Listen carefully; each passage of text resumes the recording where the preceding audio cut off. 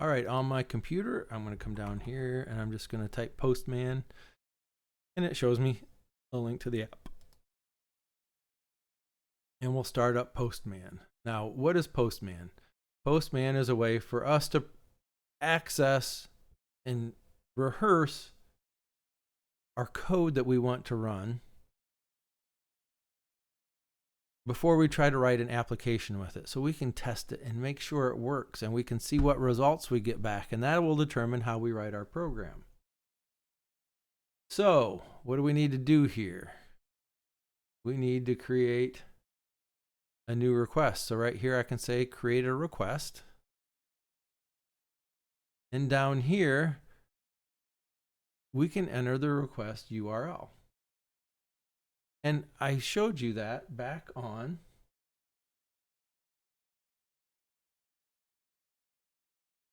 this screen. This is the URL we're going to use to access. Okay? And then we're going to provide some other information here. So let's just copy that. I'm going to put it in here. And I'm going to go ahead and put https:// in front of it.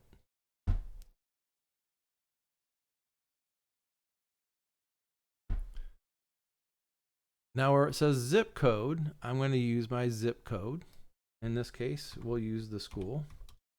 You can use your own zip code for this. Go ahead and use your own if you'd like to do it. We're for the country code. Notice I'm taking out the curly braces too. I'm going to put in US. And then for the API key, that's where I'm going to stick my API key. I got to go recopy it because I just... So give me a second. Through the magic of the pause button, I just went and got my API key again from the same spot where I showed you to get it 2 seconds ago. So in here, I'm going to stick in my API key. You should stick in your API key. So notice it's already telling us, it's already figured out from our query, and we're running a get query. We're getting some information from the internet. It's using the zip code, which includes the country code in this case, and the app ID in the format that they specified. Okay. So we put this in here, we substituted our values in, we can test it by hitting send. And it gives us back some data. Okay. And notice it says pretty. So Postman's doing us a favor here. It's really making this easy for us to read. What does it actually send us back? It sends us back this. Okay.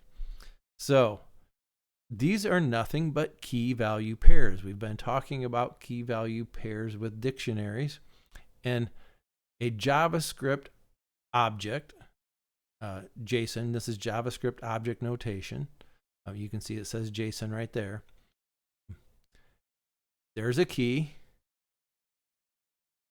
There's the values. Notice inside the value pair for the key coordinate, it also has another key value pair and another key value pair for my longitude and latitude. Well, how did it get that?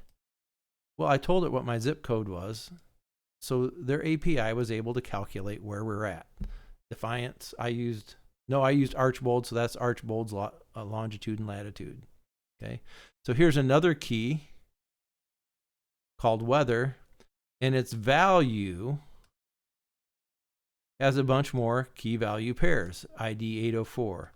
The main weather is clouds. The description is overcast clouds. The icon is 04N. There is a way to get the icon off of the internet so that if you're writing an app for your phone, you know, if it's raining out, your background of your app might display rain clouds. Okay. There's a key called base. There's a key called main, and inside main, its values are temperature, key value pair. Feels like, that's like with wind chill, key value pair. The minimum temperature, the maximum temperature, the pressure and the humidity, all the weather information for our location is here. Okay. And it sends us this back. We send it the request and it sends us back this JSON stuff. Okay. All this stuff about our weather. Okay. And all we have to do is use these key value pairs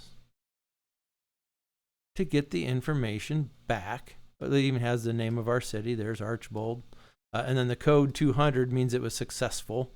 If it wasn't found, we'd get the old 404 error, but 200 means it was a successful request. So we can read this and use it inside of our application, which is what we will do next.